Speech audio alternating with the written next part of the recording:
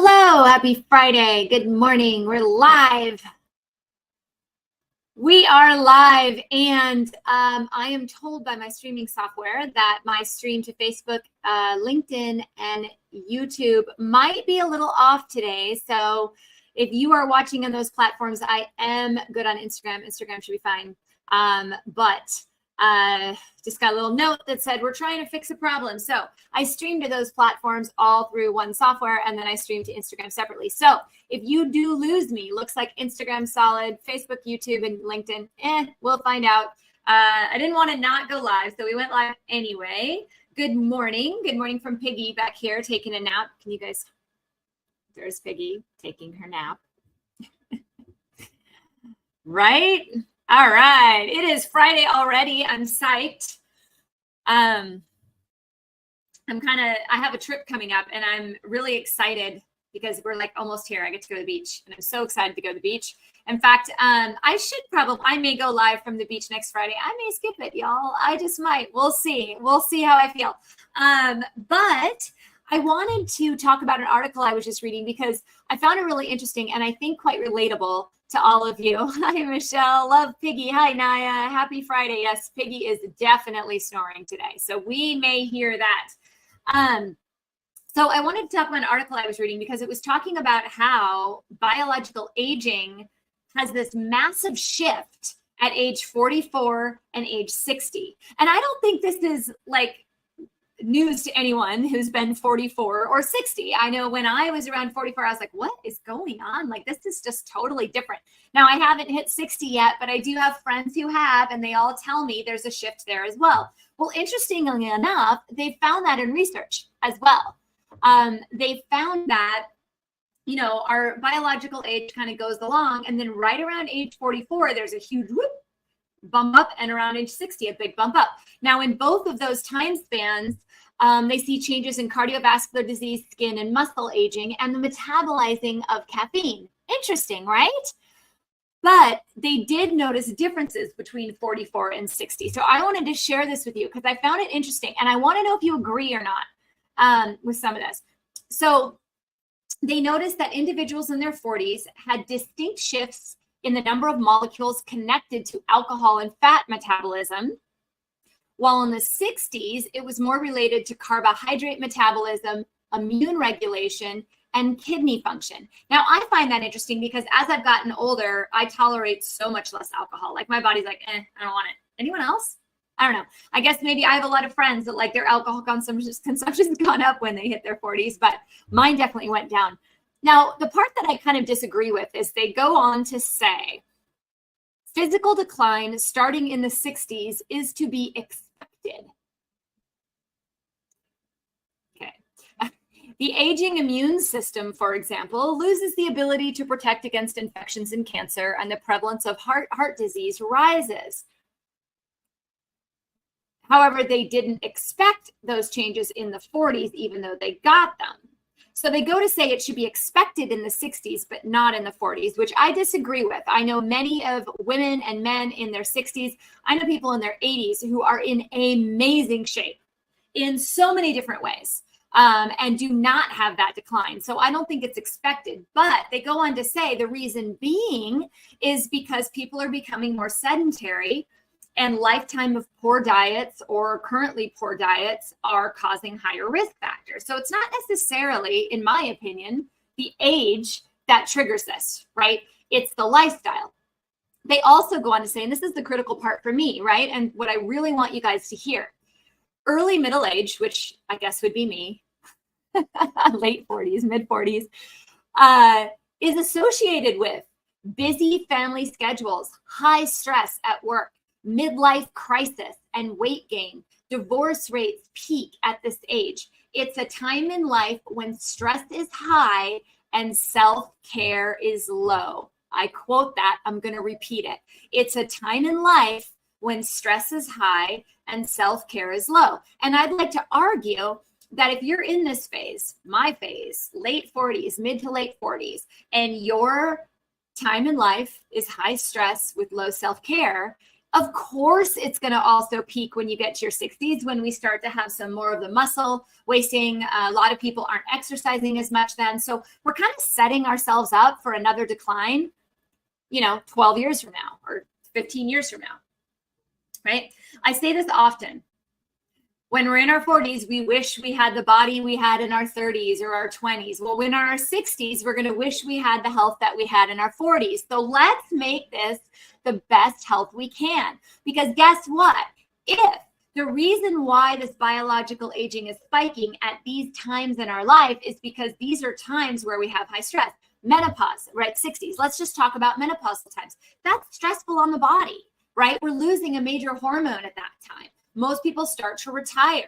Lifestyles change, right? They start taking it more easy, right? So when we look at these, the 40s where we're literally like running around with chickens with our heads cut off, and we look at the 60s, it makes sense that these two pivotal times in our lives contribute with more health decline. No? So, study suggests that these midlife stressors could lead to an uptick in alcohol consumption, which in turn leads to problems with metabolizing alcohol and a host of other harmful effects. So what can we do? So they urge 40-somethings to pay attention to their cholesterol levels, improve their muscle mass through exercise, decrease alcohol consumption, and suggest that people in their 60s start eating more anti-inflammatory and antioxidant foods. Now, I'd like to argue we should be eating that already, right?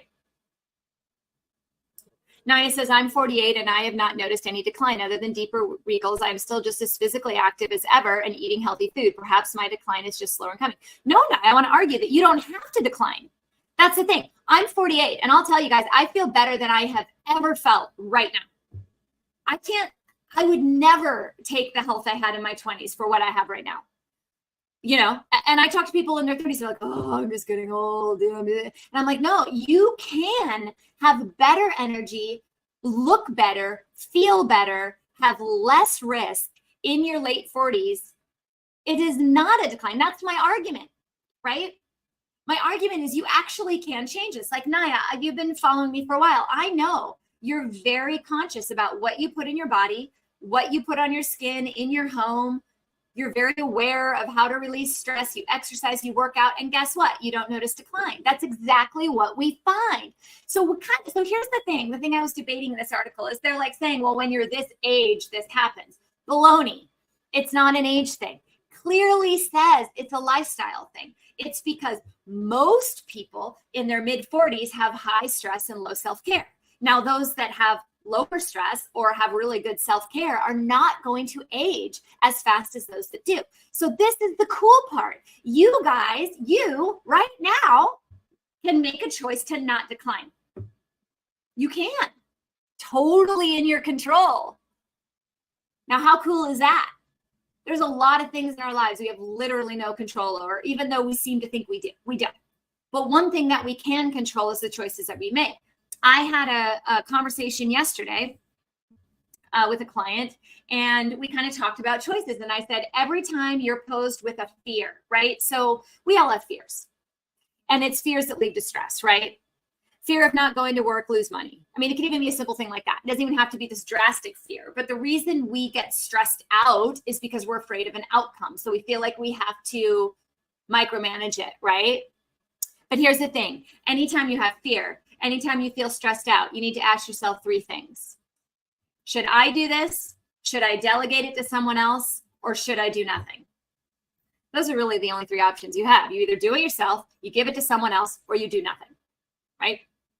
So, and that applies to health, that applies to work, that applies to home life, that applies to stressors, right?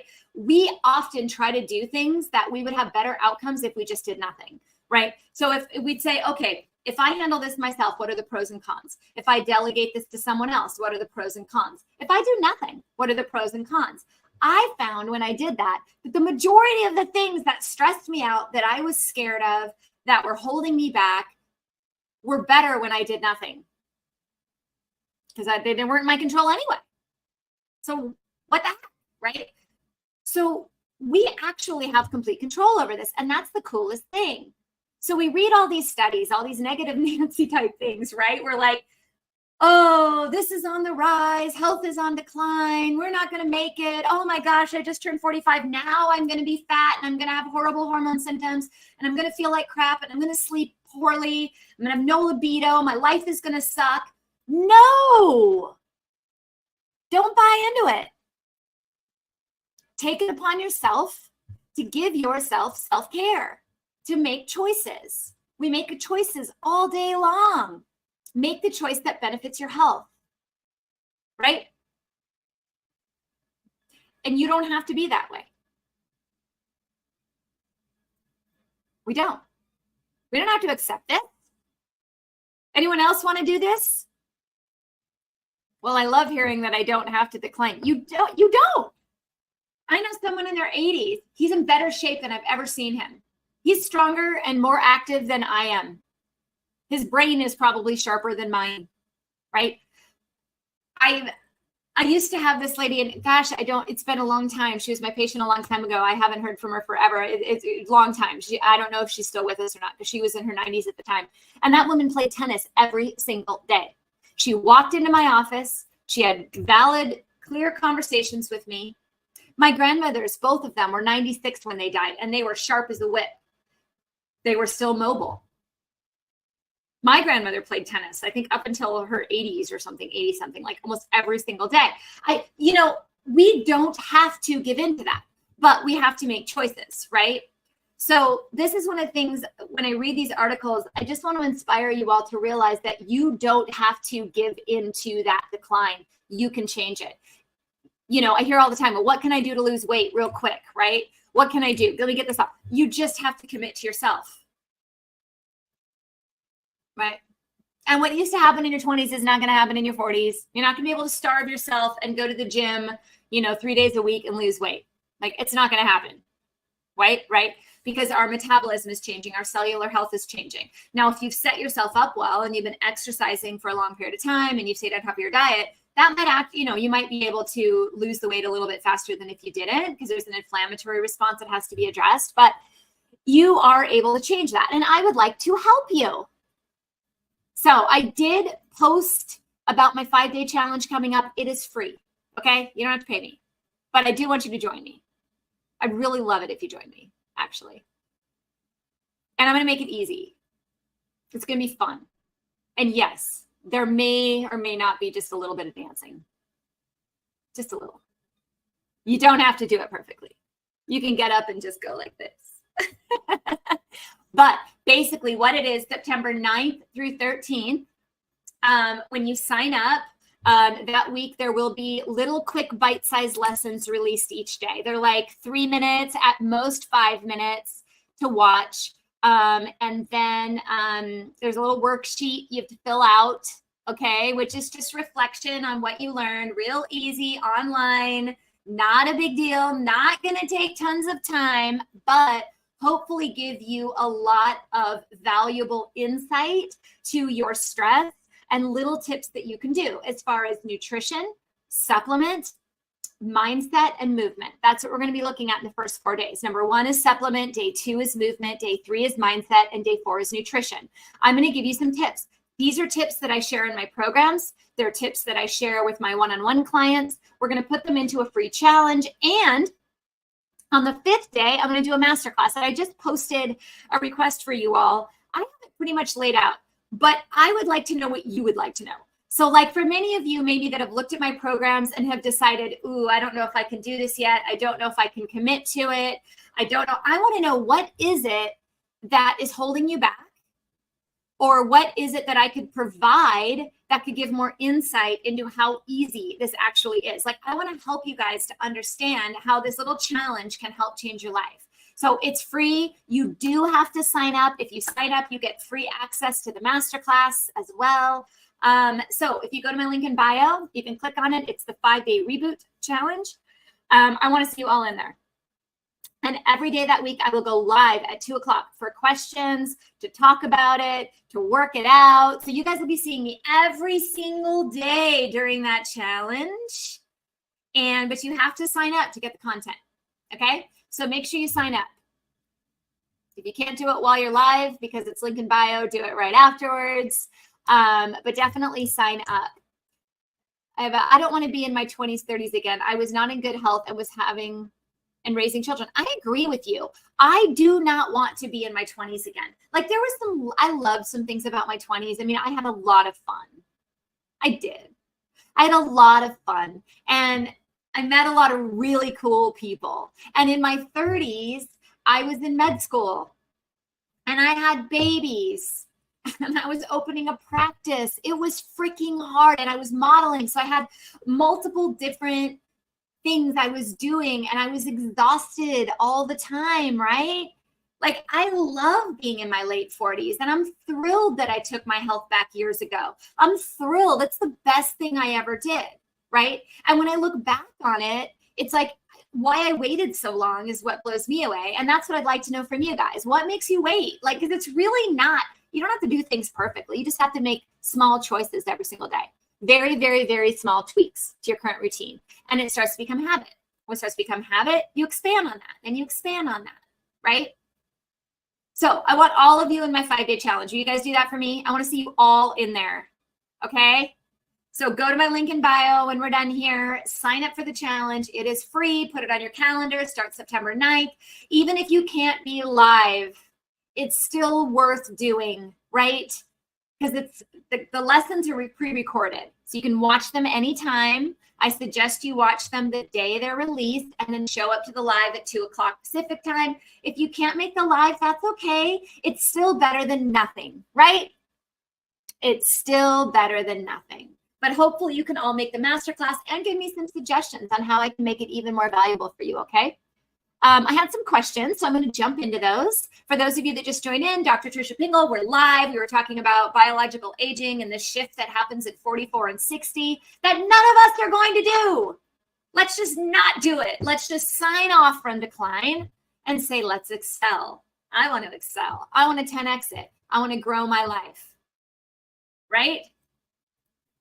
I want to make this better. I don't play tennis. I'm going to be dancing when I'm 85 years old. I swear those poor girls in my dance class, they're going to have a very old lady in their dance class for a very long time.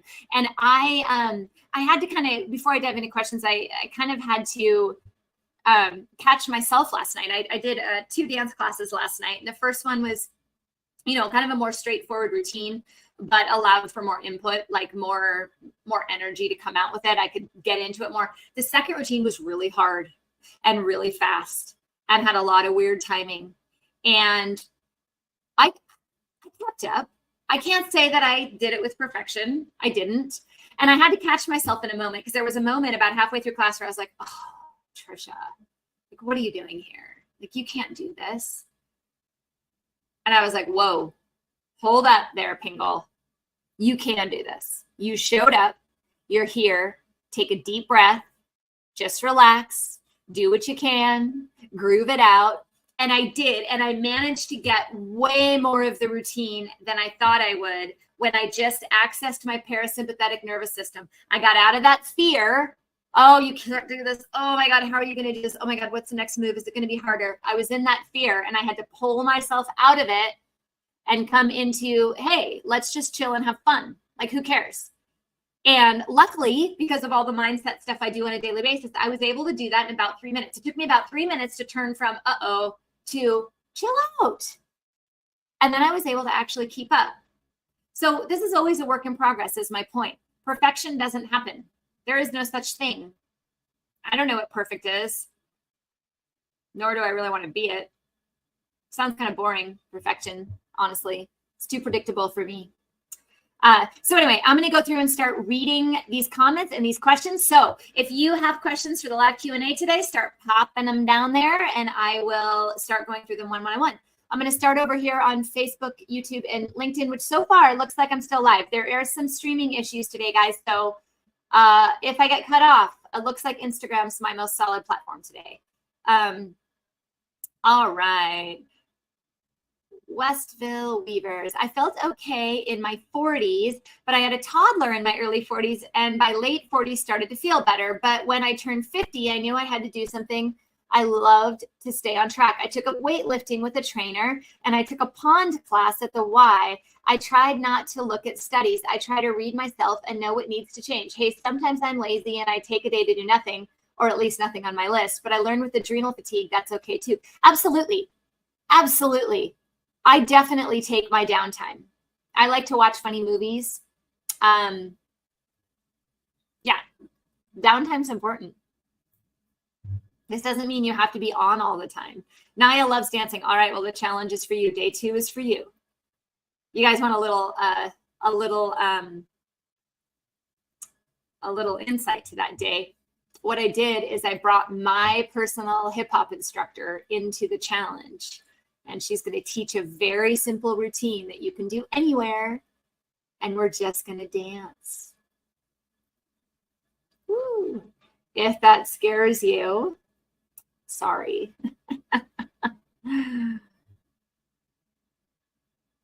Okay. I have a question from Lynn over here on hormones. So let's talk hormones. Good morning. Good morning. Is testosterone necessary in the mix of progesterone and estrogen cream? Right now, I was switched to Phyto B, 2 drops at a time. Is it necessary? No. And I actually don't, this is just a preference of mine. I don't actually like to compound all of them together. I will compound estrogen and testosterone together, sometimes DHEA, and I put progesterone separately. Why? Because when they all go in at the same time, they all have to compete for all the receptors. And progesterone is meant to calm us down and sleep, so I put that at night. Estrogen, testosterone, DHEA meant to kind of build us up, so I put those in the morning. 2 reasons. 1, just that physiological difference, but also then if you start to have side effects on the bioidentical hormones, I know which one it is. Because if the side effects are happening at night, I know it's due to the progesterone dosing. If the side effects are happening from the morning dose, I know it's due to the morning dosing. So those types of things, really important. As far as is it necessary to mix them or necessary to have all of them? No, absolutely not. I believe in the lowest effective dose, and I believe that you have to customize them to you. I don't know 2 women. I haven't met 2 women ever in my entire life that are exactly the same. Have you guys? I even have friends that are twins, identical, and they're completely different, right? So why do we assume that our hormone therapy is exactly the same for all women? That's ridiculous. It's ridiculous. So it's based on labs. It's based on symptoms. It's based on the fallout of hormones as well. It's not just checking hormone levels. It's also knowing the stats on the adrenals, the thyroid, the blood sugar, nutritional markers, stress response, exercise level. For example, I have a lot of men that come to me on testosterone and it's turning into estrogen and they want me to fix it. And part of the reason it's turning into estrogen is because they're not working out. They're sedentary. And that's what testosterone does in men. When they're sedentary, it turns into estrogen. It just happens. So you could put more testosterone in, but it's not going to help, right? So when we have all these promises like, oh, if you take testosterone, you'll lose weight. Oh, if you take testosterone, you'll have better libido. I would say more times out of none, people say that doesn't work. And the reason it doesn't work is because they don't have the lifestyle to support that. So the body says, I'm going to go into storage mode. I'm not going to use this. So hormones are a very delicate balance, and lifestyle plays a huge role in them. And if your doctor is ignoring that lifestyle component, you're not going to have the benefit from the hormones that you should. So Lynn, as far as Phyto BL 4 times, that's a homeopathic, very different from hormone therapy. So it's a different ball game, different game. Bioidentical hormones are over here, prescription-based. Homeopathics are a different game. I'm familiar with homeopathics. I was trained in homeopathy in med school. However, it's not something I practice on a daily basis. So I don't know if I'll be a great resource for you on that one. You know, my knowledge is limited at this point. It's been purged. Isn't that funny how you can learn all this stuff and then it just purges from your brain? I have a passion for ladies ages 45 to 60. Me too. To get healthy and have a peer group. Yes, exactly. I feel like we are the forgotten ages. I am all signed up, so excited. Oh, good. And I am absolutely with you. I have a passion. 40, I'd say 40 to 65. If you are in that range, come together, form this community, because our health is declining and it does not have to. No, does not. Don't let it happen. You are awesome. Have a great weekend. Thanks, Corey. I'm going to be dancing and weightlifting. All right. Steve does not see a link or a bio. Maybe time to see my eye doc. Okay, so Steve, when we get off this live, I don't know if you can do it while you're in the live, but if you go to my profile, so on Instagram, you just go to my profile. On Facebook, you go to what would be my website. So when you go to the profile on my page, it has a website, and the website says like Vista Social or something like that. Click on that, and there's a button to sign up. So instead of my website on my bio, it's a link to all of my links. Downloading the lab list, ordering labs, my online store, my website, sign up for the programs, things like that. I hope that helps. I will also, guys, be sending out emails, I think, starting Monday. So if you're on my email list, you will also get emails on the challenge. So never fear. And I'll have stuff popping up on social media. This isn't the only time you're going to hear of it. But I want to see all of you that show up here every single week in my free challenge. That is it. I want to see you there. Okay? When it comes to thyroid medicine, okay, let's talk thyroid. Richard's asking, does it matter if you take it with food, or is it best to take an hour before you eat? My doctor wanted to take it an hour before breakfast. Is it because of better absorption? Yes. So the problem with thyroid medication, particularly the main issue, is that it interacts with calcium. So most foods that we eat have some calcium in them. A lot of people have coffee with even almond milk or regular milk. Calcium is in a lot of our food, right? And so from my understanding, that's one of the main reasons. But yeah, it can impact absorption. So you definitely, at least 30 minutes, an hour is better. You want to take thyroid on an empty stomach before eating, for sure. That's fine. That's not that it won't work, but it won't have as good a bioavailability. It'll bind. So that's not what we want. So then when you try to do labs and measure, you can't get a good accurate reading either. So that's another thing to consider. And thyroid, let me just clarify with thyroid, there's a lot of different ways to manage the thyroid. And so if you're taking T4, like Synthroid or levothyroxine, and you're not feeling better, don't accept that. Don't accept it.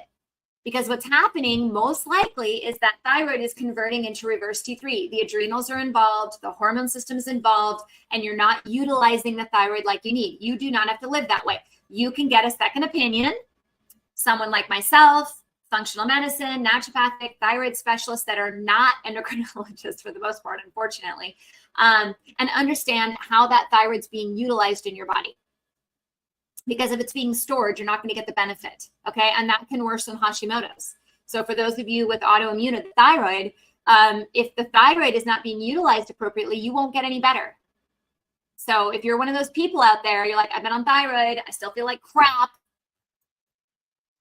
It's not being utilized most likely. So that has to be addressed. There's a nutritional component to that. There's an adrenal fatigue component to that. I think it's chapter 3 in my book. Talks about thyroid and stress. If you're a thyroid person and you're like, oh my God, what is she talking about? I got to hear more about this. This is where you start right here.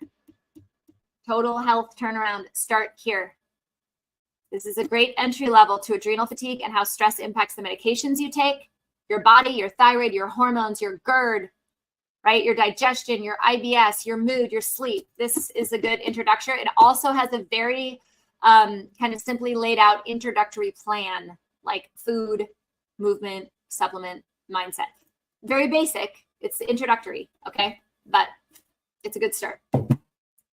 All right. I'm going to catch up here. Let me see. How do I get more info on working with you? Oh, yeah. You can send a DM to my assistant, Angela. She helps check my DMs. You can also just go to my website and fill out a form, okay? Contact form. There's a bunch of different options to work with me. Okay, first of all, I have a 5-day challenge coming up that's free. I have an online program coming up, a group program. It is amazing, guys. I'm there with you the entire way. I want to say this on my group program. It is not DIY. It is DIY. We do it together as a group with me. Yeah, and that starts in September as well. I think September 23rd. So if you go to my website, drfingal.com, just send a contact form saying, hey, I'm interested in talking with you guys more about what Dr. Pingle offers. My assistant, Angela, will set up a time with you. She'll get on the phone and she'll tell you what all the different options are. She'll help work you through where you're at right now and what option would be best for you. Not everyone is ready for my, concierge one-on-one program. A lot of people really get benefit out of that group program first. So we do have a group starting. We just finished a group a couple weeks ago. We're starting a new group. We're going to try to do it every 2 months or so, 2 to 3 months. I don't know. We'll see. And so, yeah, go to drpingle.com, send in an email. We don't have I don't have regular office hours for my staff. They just they work on their own schedule. So shoot that in. And then when she's on next, she'll reach out and get you on the schedule. Okay. I think there's even an option when you fill out the form, it'll take you to her schedule to book a call to just talk to her. That's all it is. There's no obligation. She just talks to you, sees what you need, gives you the options, lets you know what the next steps would be. Okay. Does that help, Wendy? And I don't know, I have some weird thing sending a DM with holiday stress tips. Apparently one of my bots, you said the word tips, Maria, and now it's sending you stuff. I'm going to come back to you, Maria, though, because I have not addressed Instagram questions and I don't want to leave y'all hanging. So let me see. Well, you guys are mostly just commenting hey, cool. Going to sign up. Me too. Love you. Oh, thanks. Rachel, I have a question from Rachel here. 11-year-old female nauseous after AM hot shower. Is it blood sugar? I mean, it could be so many different things. 11, there's puberty, right? Probably starting to happen. So there's a lot of shifts in the hormone system at that time. Most kids are dehydrated. So dehydration could be one of it. Blood sugar, it could be, absolutely. You can test that pretty easily by having her eat before a shower. Does it still happen? I would say hot shower, how hot are we doing? So it could be blood pressure. It could be blood sugar. It could be dehydration. It could be hormonal. Lots of things to look into there. You could just do a basic metabolic panel. Just make sure there's no, blood sugar issues. Electrolytes look good. Really hone in on nutrition. Guys, as a parent, the earlier we start teaching kids proper nutrition, the easier it will be for them as they age and they get to where we are to make good choices. Right? So we have to start teaching them. I hope that helps. It's kind of hard to say. You just have to start investigating at this point. Does it happen all the time? Does it happen certain times a day? Things like that. How do you feel about whole leaf stevia that is not processed? I mean, it's okay. I mean, people say, oh, use monk fruit. Oh, it kind of depends on the individual person. For me, I don't crave sugar or sweetness. So for me, when I want something sweet, or if I'm doing something sweet, I don't worry about using maple syrup, right? Or honey, good local honey. So I more lean towards those than I do stevia. But, anything unprocessed is better than processed, I'd rather sweeten things with fruit, things like that. Bloating after eating lentils, tomatoes. Ways to combat this. Should these foods be eliminated? Okay, so of course there's a possibility there's a food sensitivity to those. So that aside, and you would, do food allergy testing on that, or I shouldn't say food allergy testing, food intolerance testing, IgG testing, not IgE testing. There is a difference. You want IgG if you're looking for intolerances. You can also do it by removing them from your diet for 6 weeks and then rotating them back in. So that's the cheap person's way to food intolerance testing. Take the food out, put it back in after 6 weeks, see what happens. See how you feel without it, see how you feel on it. But lentils, the legumes can be tough. A lot of people blame lectins in them and things like that. I think it comes down to digestion. One, are you eating them really fast? Are you chewing them well? Are you allowing the enzymes to break the lentils down? Tomatoes, a lot of people have sensitivities to tomatoes. So you want to make sure you're breaking them down. I would definitely look at digestive enzymes. I would look at anti-inflammatory herbs for the gut, and I would look at probiotics. So I would definitely support gut health, and really chew your food really slow. Try smaller amounts of them. Do you still get the same response, or is it only when you eat a large amount, right? Is it certain ones over others? Like I do really well with all lentils, but if I have pinto beans, not so much, right? I notice a huge difference if I have peanuts versus almonds. Peanuts are a legume, almonds are not, right? So, I think it doesn't mean I'm allergic to them. It just means my body has more of an inflammatory response to it. Lentils are ridiculously healthy for you, in my opinion. They provide a ton of nutrients, especially for a plant-based person, a plant-focused person such as myself. I need more protein, and lentils are a key part of my diet. So I guess you're just going to have to kind of play with it, slow it down, take enzymes, see if you get any relief from that. But enzymes will help with bloating. Diglycerized licorice can help a little bit. Fennel is fantastic. In fact, that's what they do in Ayurvedic medicine, right? If you go out for Indian food, right, when you leave, they have a little bowl of fennel by the door. Why is that? It's a carminative. It helps relieve gas. So you chew on a few fennel seeds after you eat lentils. I mean, lentils is a huge staple of that diet.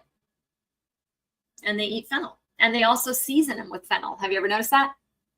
Tons of cardamom, fennel, like those are all in those Indian dishes for a reason, right? Because they help with the digestive process as well, supporting digestion. That's what makes it such an amazing food if done well and authentic. Thoughts on taking NAD in the mornings? I haven't played with that. I have some patients who do injections of NAD and they feel energy from it. I don't really feel like NAD needs to be given if the mitochondria is healthy. So it's kind of like, do I want to put a Band-Aid on it and replace what the mitochondria is supposed to be doing, what the Krebs cycle and mitochondria are supposed to be doing? Or should I give them the nutrients and lower the stress on the body so it does it itself? We produce our own NAD. So why are we low in it? That's where I would go. So like, could it help for energy? Yeah, but why are you low in the first place? It's only going to do so much until you figure out what's going on, right? So you have to start to address would I need the supplement anyway? And that's kind of where I go. I'm more on the why than the what. Yeah. Because I'm looking for long-term health. So you can only supplement it for so long, right? If you're low in it and you're not producing yourself, you're going to start to have other things that you're not producing that are going to compound the effect, and then it won't seem like it works anymore and you'll give up on it. But because the pathway wasn't repaired, there's going to be more problems. Yeah. So you have to repair the pathway if you're going to use it. That's my take on it. Does that make sense? Tell me if that didn't make sense. What herbs do you recommend for the gut? It depends on what we're trying to kill. So let's talk about different areas of gut herbs. How about that? Okay. So number one, if we're looking at anti-inflammatory, so we're looking at calming the gut. So leaky gut type things. You're looking at marshmallow root, slippery elm, an amino acid called glutamine. We're looking at aloe. We're looking at deglycerized licorice.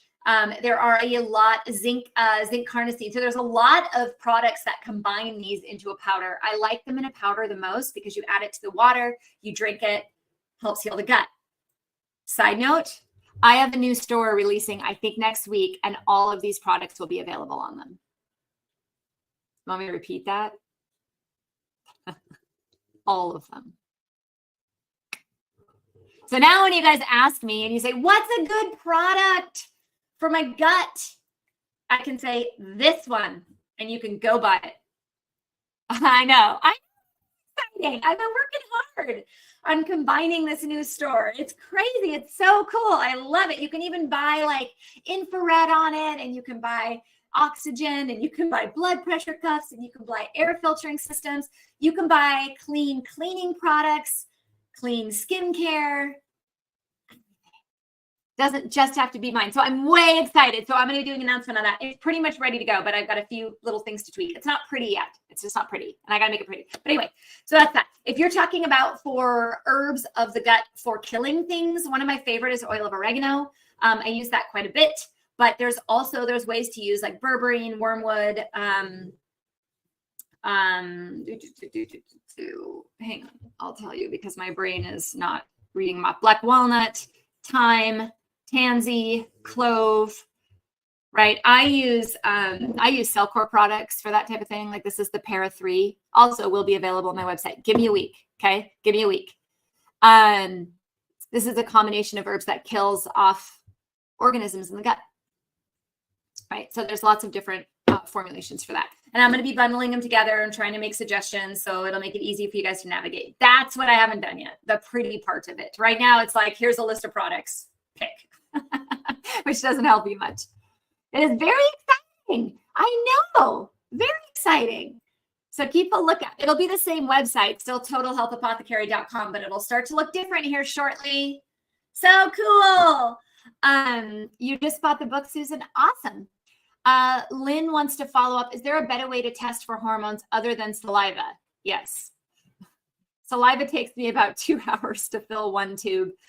Yeah, you don't have to test them in saliva. They're different. I don't test hormones in saliva unless there's a very specific reason why I need to. Maybe someone's come to me and in the past they've always done Dutch testing and they want to compare apples to apples. I will do it. But to be honest, I do it through the blood. And for people who have insurance, I mean, I can run it that way through insurance too. So why pay for it if you don't have to, right? There is, if you do want to check hormones, if you do find my link in bio, as we talked about earlier, you go to the website on my bio. There's a link where you can self-order labs. And I have lots of hormone labs in there, hormone panels and things like that, that are all done in blood. And that's how I do it. I think it comes down to the practitioner and what they're comfortable with. I've done it for so long that I know how to interpret the blood results. Saliva is very different than blood. It's a different interpretation. So you want to work with it. You want to do whatever the doctor is really highly trained in doing, right? But I use blood. I don't use saliva. Cost effectiveness, ease, and it allows me to check all the other markers with it, right? So I can hold them against each other. I can see the cholesterol against the estrogen, like, because they all go together, guys, right? So being able to see them all in a similar format side by side allows me to assess what the biochemistry is doing and allows me to educate my client on what I see that the problems are, right? Okay, I am behind on time. I gotta end it because I have Pilates here shortly. But when I take NAD, I start to feel sick. Yeah, I do. You know, you might have plenty of it. So your body's like, I don't want it, right? So for those of you just joining in, we are just ending, but I'm just going to repeat these announcements so that you guys have them if you missed them. Number one, I want to see all of you on my free challenge, free 5-day challenge in September 9th. It's going to be awesome. We have a masterclass. I also want your suggestions if you have certain topics that you want to hear about in the masterclass. I'm going to be talking about how to 10x your life and energy. But, you know, we have a lot of time. So if there's some things that have been holding you up, I know a lot of people worry about nutrition. Like, what do I eat? What do I do for exercise? How do I do this? Where do I start? How do I change my mindset? Like, I want to know, what are the things that you feel you would like to learn more about? And I could maybe tailor that masterclass a little. Wouldn't that be fun? So sign up for it. It's in my link in bio. I'm going to have emails going out, questions about how to work with me. What programs do I offer? I have an awesome program coming up. It also starts in September. It's online. You can do it from anywhere. I don't care where you live. You can do it. And that is an amazing, it's called the Total Energy Turnaround Program. If you want to learn more about anything, you can go to my website, fill out a form. You can even put yourself on the schedule to talk with my assistant. She'll fill you in on anything that's being offered right now. We have different seasonal stuff. I would love to work with all of you. I would love to see you all in the challenge. And my new store will hopefully be up by the end of next week. The inventory has all been sent there. Now we're just waiting, and I need to make it pretty. So, yeah, that exciting stuff going on over here at Dr. Tricia Pingle. So thank you for taking an hour, 45 minutes to be with me every Friday. I will actually be, is it next week I'll be at the beach? I think it's 2 weeks. I don't know. I can't remember. But I think it's 2 weeks. So I'll be here next week, I think. Next Friday. But then I'll be at the beach. So we'll decide if I show up. But Anyway, thanks for being here. Love to all of you. See you soon.